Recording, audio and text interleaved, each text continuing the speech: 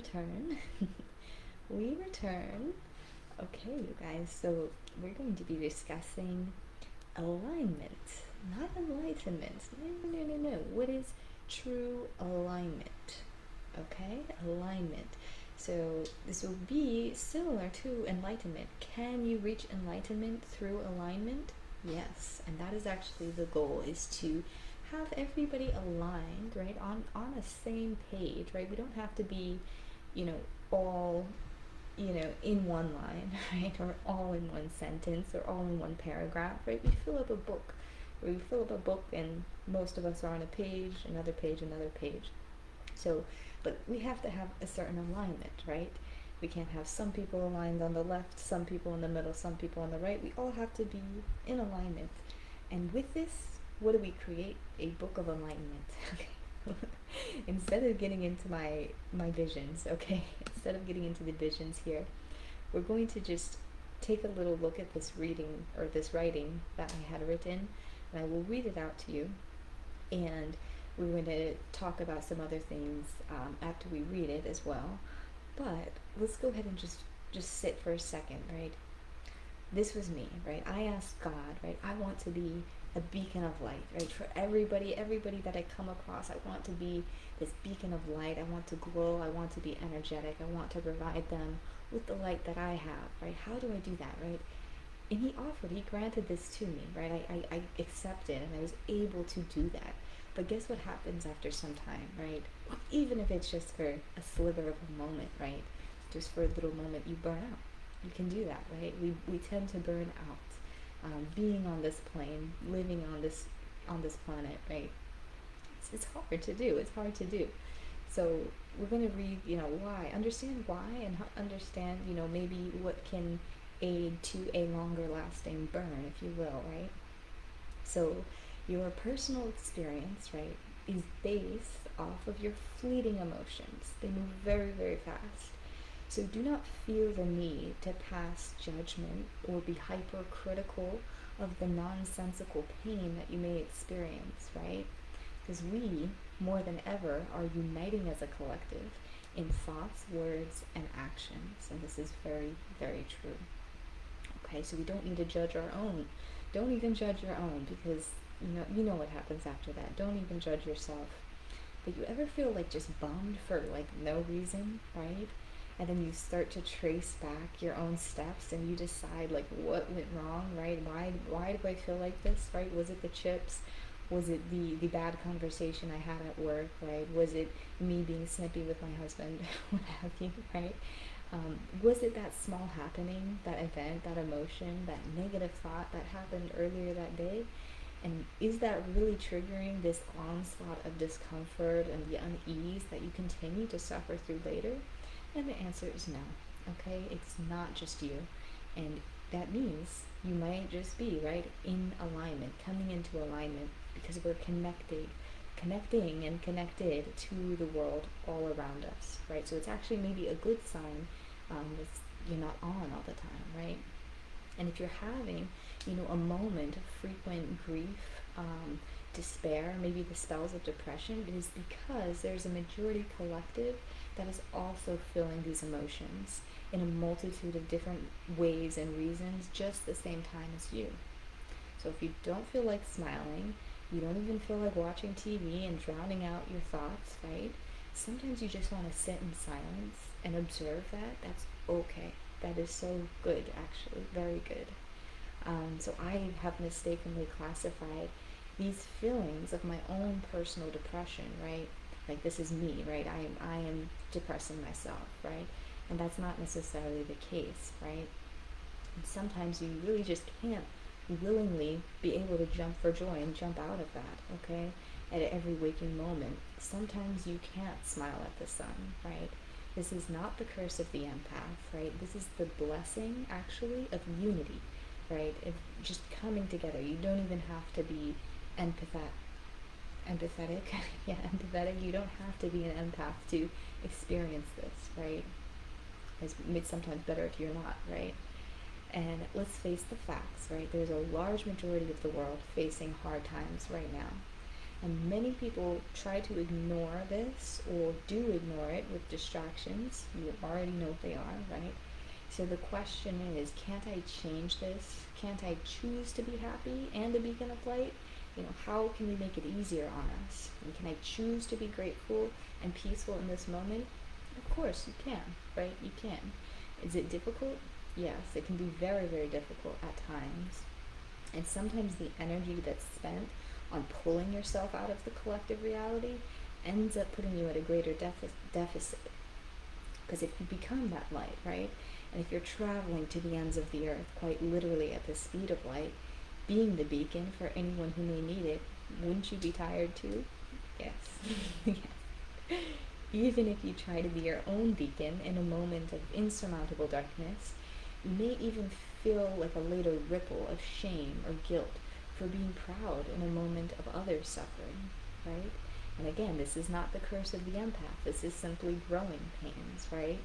You're growing closer as one.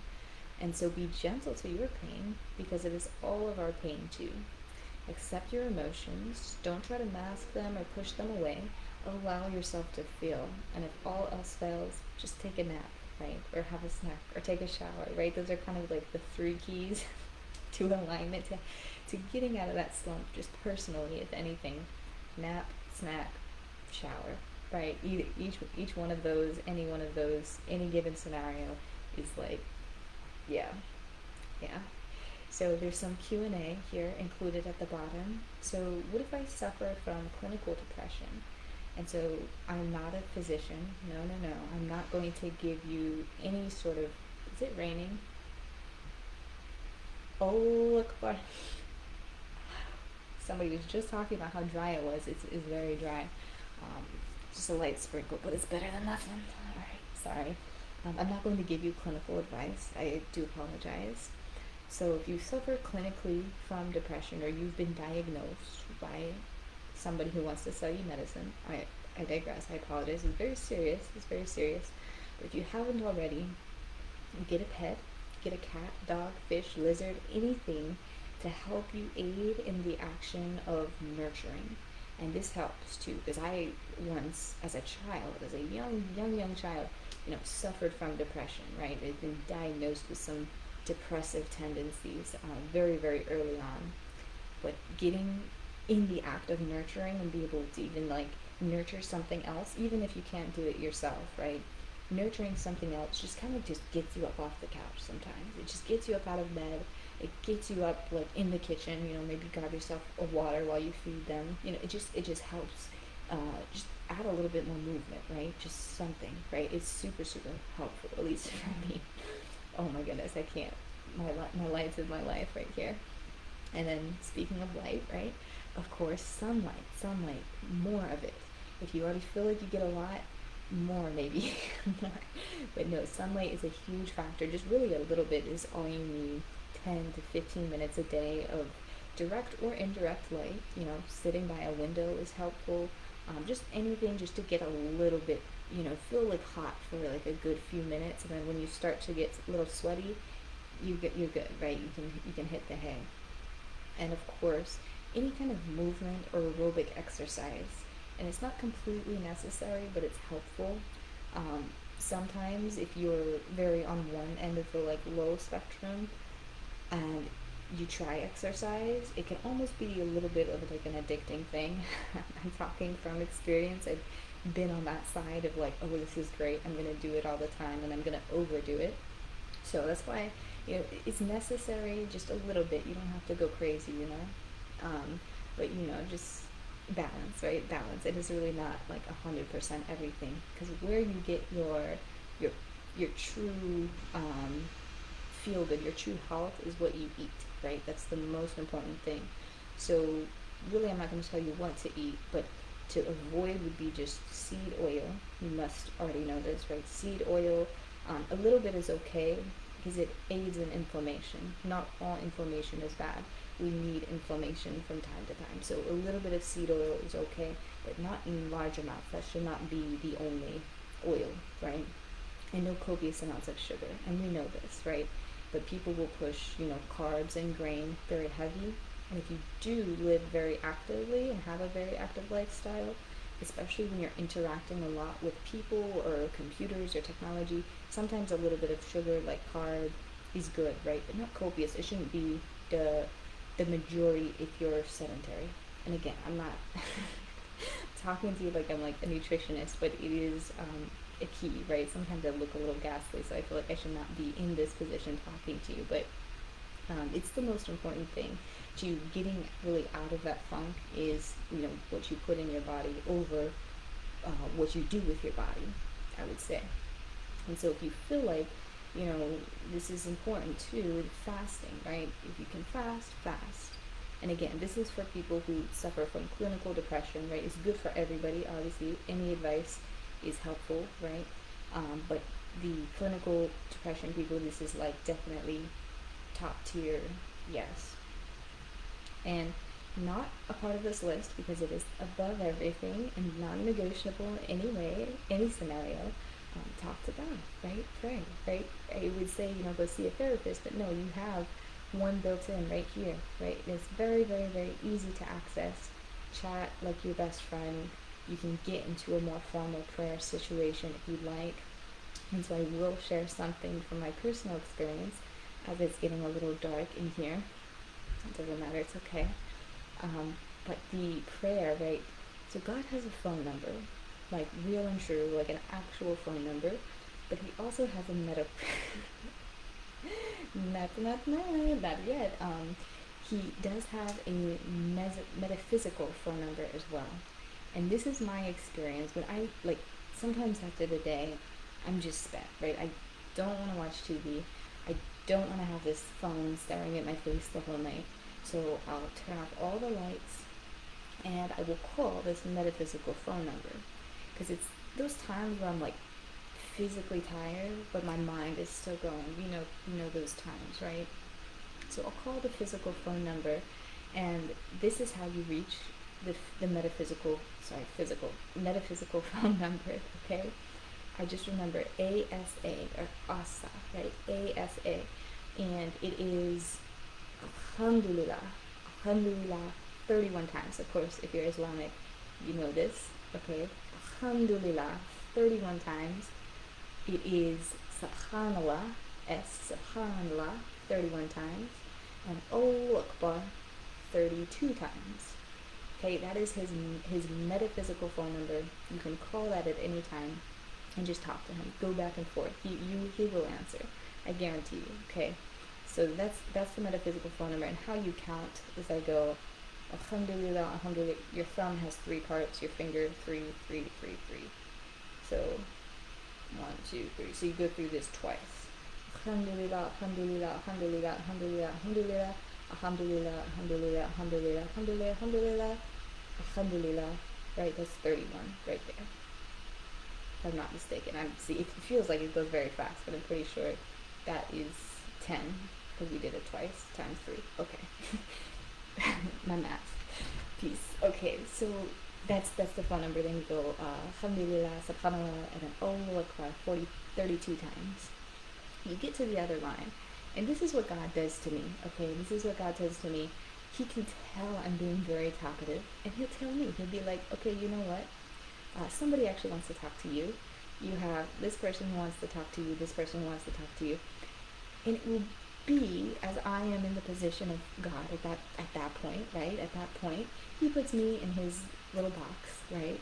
And I begin talking to people. And it's crazy the amount of people is like public figures. I get public figures, right? I get like, I guess you could say celebrity people who are like authors. I'll get my family members. I have lots of long talks with my family members. And then this goes into the conversation of telepathic communication, because is it them in real time? No, but it's their higher selves, or it's their avatar. I guess we are the avatar, but it's their spirit, their oversoul, whatever you want to call it, right? That's coming and interacting with mine. And I'm consciously aware of it and participating in real time. So this is funny, right? Because I call God's phone number, and then He's like, you have to actually answer to some and talk to some people and answer some questions. I'd be like, okay.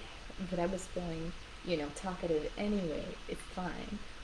And then there's sometimes, right, where I'll call the number and I'll just sit there quiet. Just be quiet. Like I'm like, I don't really like, I love you, thank you, I love you, thank you, right? I don't really know what to say. I'll just be kind of like in the presence, right? In the presence with the arms crossed and all, right? Just kind of like, just spent, absolutely spent. So there's different ways, right? There's different ways. I'll do the phone number because I feel like this is like valid, like this is formal, right? It does work. It does work, right? He might put you in a hot booth for a few minutes and have you talking to other people's astrals, but it's cool that way too. But yeah, and sometimes just being in the presence. And I would love to talk to you more about who God is to me, right? How I envision him, how I see him, how I know him, right? But it's so like just not yet, right? Just not yet. But I did have an experience, and I will just leave you with that. The experience was real. It was true. It was emotional. That's how I knew it was absolutely real, because the emotion that I felt, oh, it was an emotion that I've never experienced before. Like it was like intense tears of happiness and joy, but like serenity. But I was crying, like bawling after the experience. So if you're wondering, like, kind of like the big main question, like why is, Bailey in a hijab and she's doing all this Bible study and all of this, is I had like a very, very real experience. It was so life changing, right? It made me want to be like, okay, well, who am I? Who am I to have this experience? I better, get some knowledge, right? Get some wisdom out of what I just experienced, because this is it was absolutely unreal, and I had a very hard time for years. I didn't really realize what happened actually for maybe like a good 1 to 2 years.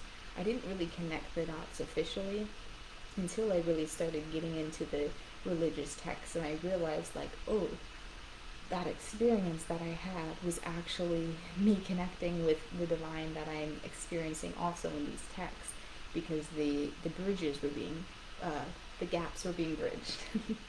The bridges were built, the gaps were being bridged, and I was just in a full understanding of, oh, okay, so this is serious, this is very real. But it took me years to get to that point. From having the initial experience, I was still, running amok and being my wild self. And, I'm accessing that a little bit more, right? But I'm in a different perspective now. So it's more enjoyable, I would say, more enjoyable, less exciting maybe, but more enjoyable, more calming. So I'm very happy with that. So yeah, this was a real thing.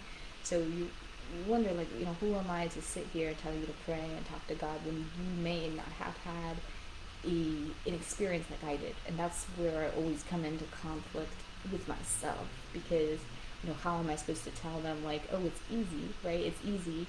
I do it all the time. But if you didn't have also that experience, then how am I to say, like, to do it? You know what I'm saying? But I just want to tell you that, everybody has the opportunity, everybody has access to that experience, right? To that one someone who is greater than I, right? Even if you see yourself, right, as the top, as God, if you envision, right, I am, right, I am that, I am the top, that's okay.